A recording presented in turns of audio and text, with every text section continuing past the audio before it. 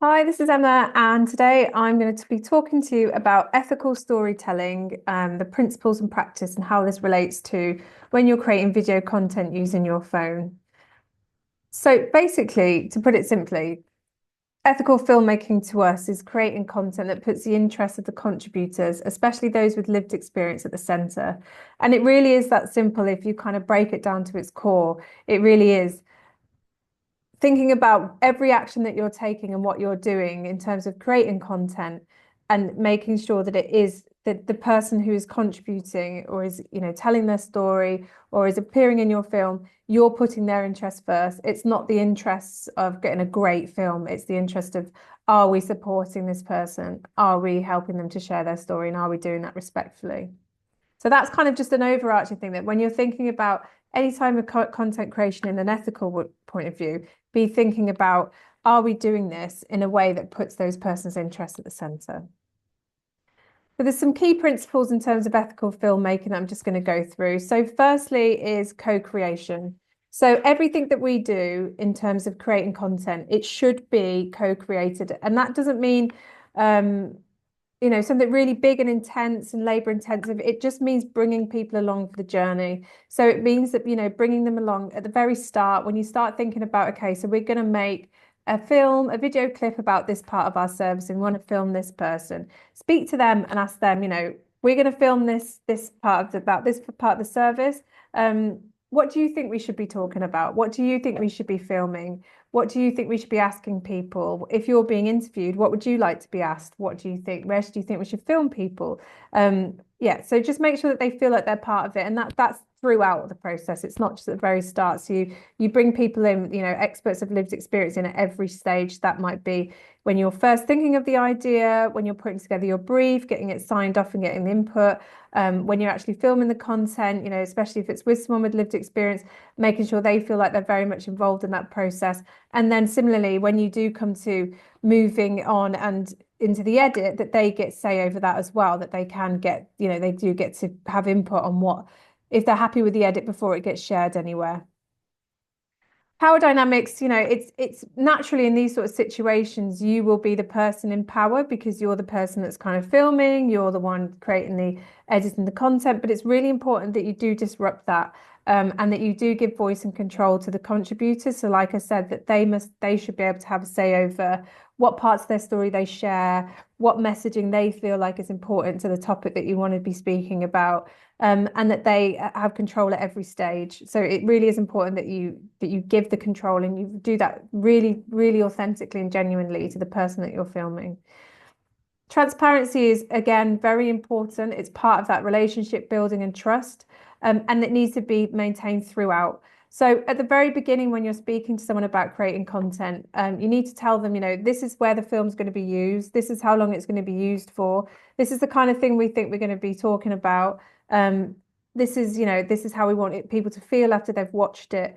And then, this is the date we're going to be filming. These are the times we're going to be filming for. We're hoping to have the edit ready by this date. Following that, there'll be a sign-off period. You're just making people aware of every single stage of it. And also that comes back like full loop. So the transparency comes through to even at the stage where you've got your content, you've edited it, it's been released. You then are transparent about okay, so we've released it and it's been a week and this is how many views it's had on social media, or, it's been used part as a fundraising appeal and this is how much it's raised. You're transparent throughout and ask for feedback as well. Like, with people that you're working with, like, do you feel like you understand everything at this stage? Is there anything that you need me to go through in more detail? It's just, yeah, it's been really clear, approachable and transparent. And then another part that's really important in ethical filmmaking is a trauma-informed approach. And really, this is, again, just trying to take into consideration the people that you're working with and what their experiences are, and how what you're doing and the position that you're putting them in terms of sharing their story might be triggering for them, or it might be that they need to be supported throughout. So what we would do is create safe, supportive environments for people to tell their stories. And that means by primarily just asking them, where do you want to be filmed? even in the room, you know, like if you go to a place and you're filming, like, where in this room would you feel most comfortable? I know you've got to take into consideration sound and lighting, but you know, there is some flexibility there. You could say, is this place better? Is this place better? Making sure they feel supported before, during, and after the filming as well. So before the filming, you know, making sure that they understand what it is that they're going to be doing and how they want to be, how they want to talk about their experiences, asking them, you know, before the interview, is there anything that you don't want to share with me today that you're uncomfortable about speaking about? Is there anything, and similarly after the interview, saying, is there anything you've shared today that you actually now would prefer not to be included in the film? Or is there anything that you feel like you might have overshared, for example? Just being really mindful of little cues as well. If it seems like something is making someone feel uncomfortable or upset, then obviously giving them a break and asking if they're comfortable continuing. You support them throughout, so always asking, is everything okay? Do you need a break? Do you feel okay? Are you comfortable with the questions that I'm asking? And then after as well, so that support after is really important. So I would always check in with people immediately after, like, are you okay? You know, is there anything that we could do to give you any support? And then I'd do that, offer that support again a couple of days after. And then after the film has been, or the video content's been released, I would check in again, just, you know, it's been released now, and are you okay? And how do you feel about it all now? And then just being authentic. So you really do need to stay true to the personal experiences that people have without altering key details or putting words into people's mouths too much. So if you are asking someone to tell their story, you need to be prepared as well that they are there to tell their full authentic story. So are you really prepared for that as well? Like, ask yourself that question as an organization, because it might be that they speak about certain aspects of your work, or they speak about things that might be upsetting, or it might, you know, not be the thing that you want them to say, but you can't alter that. Like, that's their personal experience. All of this as well is really important when even if you're filming content yourself. So even if it's just you speaking about your own personal experience, or you're asking people to film themselves talking about their own personal experiences, it's really important to have these things in mind as well, in terms of creating a safe, supportive environment for yourself, or for people that if they're filming themselves. And making sure that, you know, you are being open and authentic, but you are, you know, only sharing things that you're comfortable with sharing.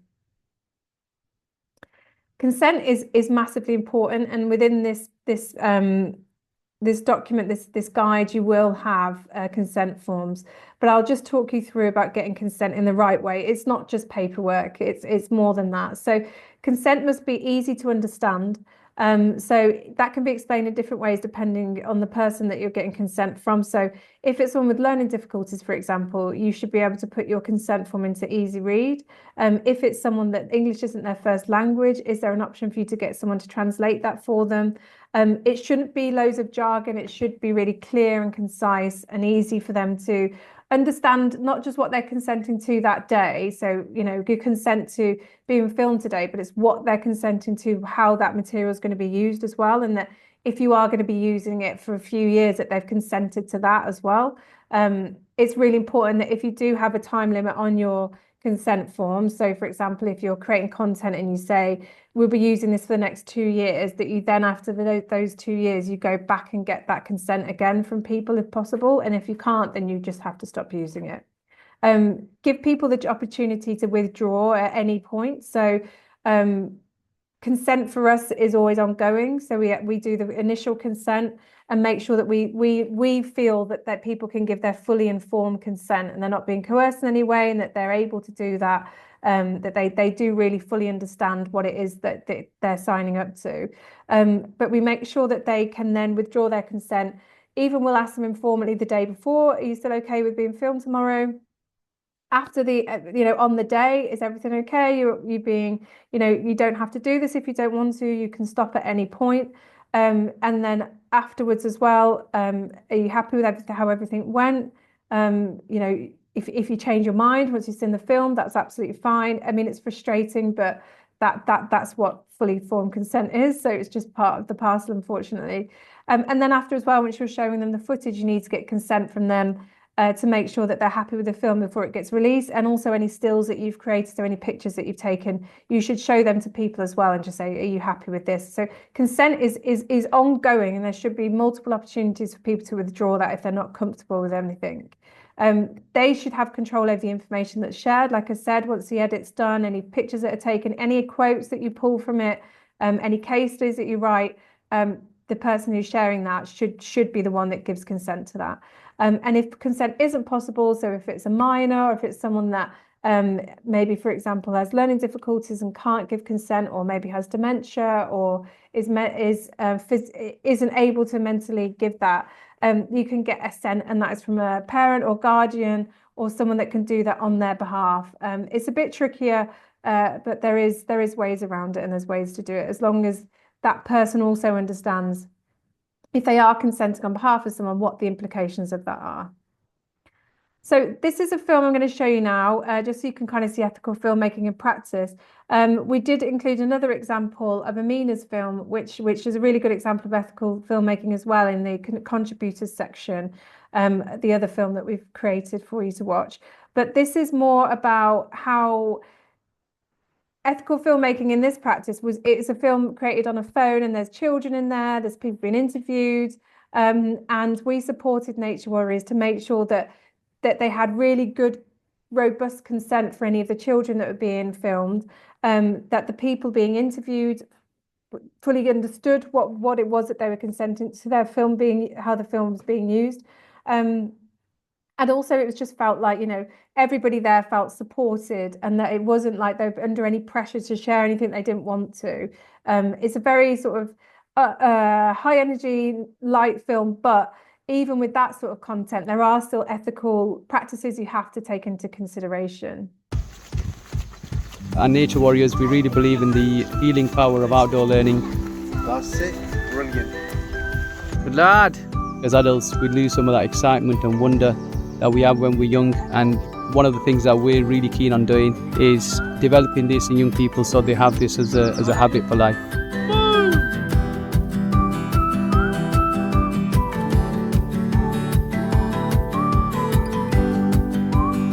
Some of the projects that we've run over the last few years has included a Little Farmers program, where young people have had the chance to experience what life is going to be like on a farm. A Custodians of the Earth program for young people, where they've learnt about carbon footprint and how to reduce theirs. Regular community horse riding sessions for men, women and children, and we run horseback archery sessions as well. So the boys behind me are learning traditional horseback archery here, shooting, walking and shooting.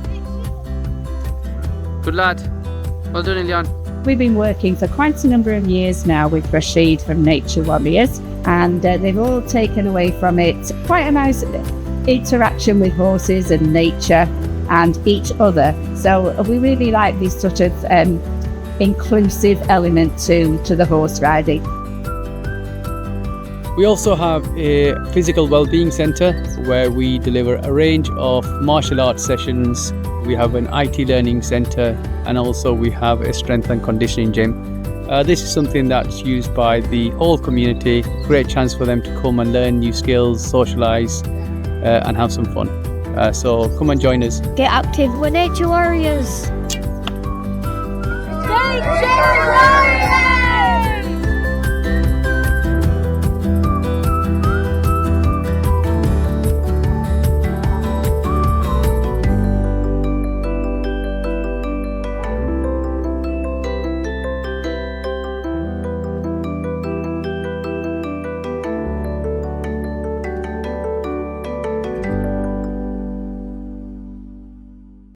So there's things to remember around ethical filmmaking. Before you share any content, ask yourself, does the person fully understand the story, how the story is going to be used?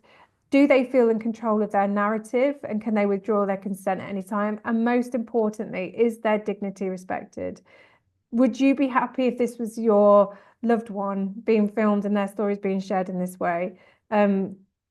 And yeah, it's just putting that person's interest at the heart of everything before you share any content. So yeah, that's everything around ethical filmmaking. This is something that There's lots of resources out there. There's lots more information out there, but we're always happy to support and provide guidance if you do have an ethical concern. But really, yeah, at the core of it, it is putting people's interests at the heart of it and making them feel like they really are part of the creative process and that they are co-creating with you. You're not just there to film them and then leave. It's they really feel part of the process and really understand the process as well. And that if they want to, they can withdraw at any point. So good luck.